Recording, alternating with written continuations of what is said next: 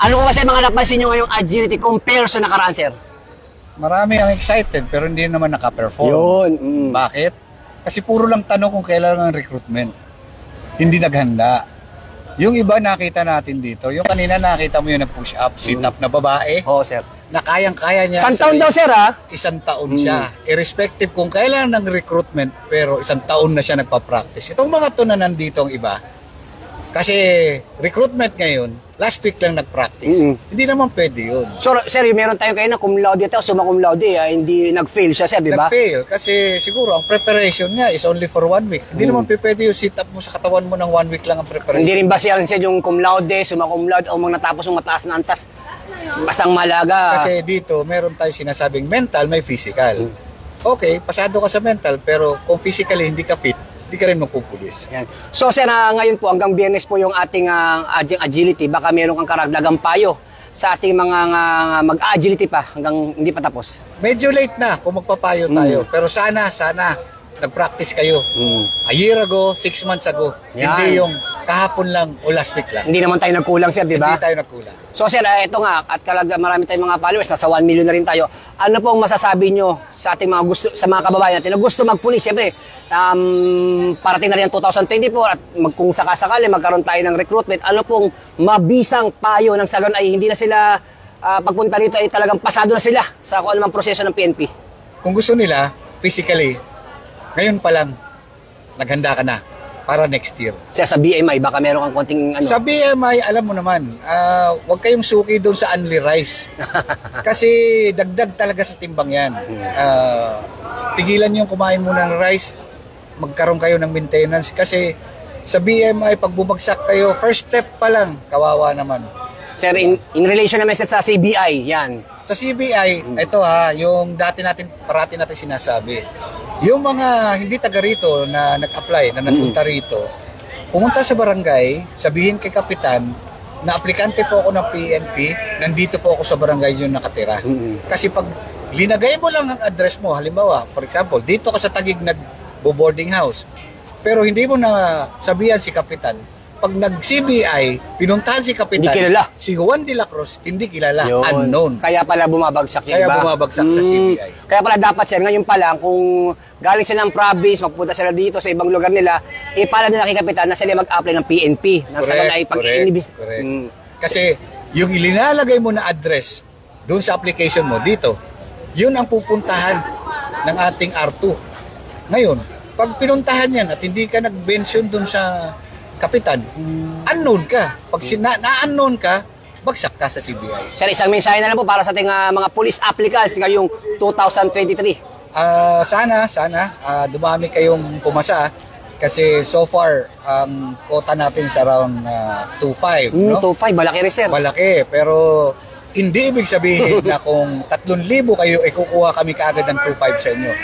Kahit ang pumasa lang ay 1,000, 1,000 lang ang kukunin namin. Yun lang kasi ang qualified. Yeah. So magkaaroon tayo ng second cycle kung sakasakali. Okay, Attorney Delgado po ng Napolcom, Vice Chairman ng PNP Recruitment dito po sa NCRPO. God bless you, sir. Salamat po. Thank you. Ma'am, ano nga yung dapat nilang ipasa sa sit-up, push-up, siyempre yung pagtakbo sa ma'am? Okay, for sit-up, sa female natin, 25. Sa push-up, 25 din female. Sa male, it's 35 for both sit-up and push-up. And then for the kilometer run, 3-kilometer run, it's 21 minutes for the females and 19 minutes for the males. May estimated na ba tayo, ma'am, na mga nag-fail sa agility natin ngayon?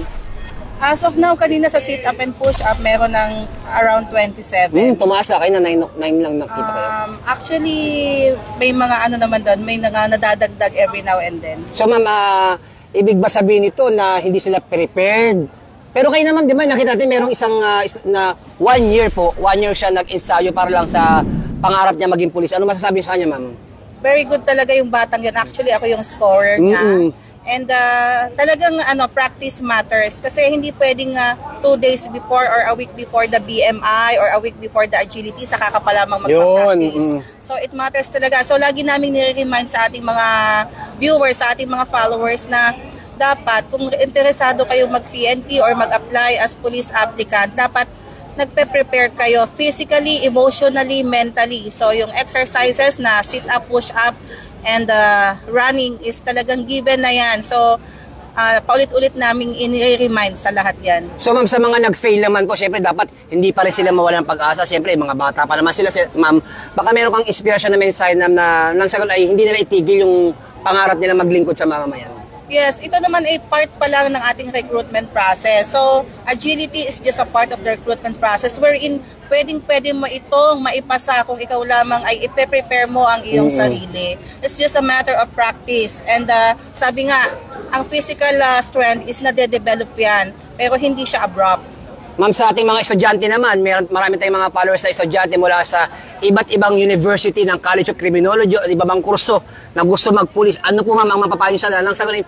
Pagdating dito ay handang-handa na sila, di na tayo masyadong nahihirapan pa. Oo. Okay, sa ating mga estudyante, dapat naka-mindset na kayo. Huwag kayong sasama sa mga hindi maayos na grupo kasi sa background investigation, magre-reflect yan. Lalong higit na yung ating mga tattoo. Wag kayong magpapamarka sa katawan. Kasi sayang yung 4 years na pinaghirapan nyo sa kolehiyo. Kung pagdating sa recruitment process, doon kayo madidikyo dahil sa tattoo nyo. Kahit gaano pa kaliit yan, ang nasa manual natin, dapat walang tattoo, walang marka. So ma'am, sa kalimitan ma'am, sa tagal natin dito sa proseso ng recruitment, simula pa noon, saan madalas nag-fail ang ating mga police applicants? As of now, na-observe ko, madaming nag-fail sa BMI. It's because of the pandemic siguro. Madaming na-stagnant, napaka-sedentary ng lifestyle. So, walang masyadong movement. And then, of course, let's find out. Mag-neuro exam tayo kasi before, in the past recruitment, neuro exam talaga ang killer ng ating Madami talagang bumabagsak sa neuro. Pero this time, tingnan natin kasi first time natin after a year na mag-recruitment process. So sa BMI, madami na ding nalaglag. Police Lieutenant Colonel Tiranya, Assistant Chief PRSO NCR. God bless you po, maraming salamat. Magandang araw sa ating lahat. Ako po, si Police Mauricio Bonilla Ruiz.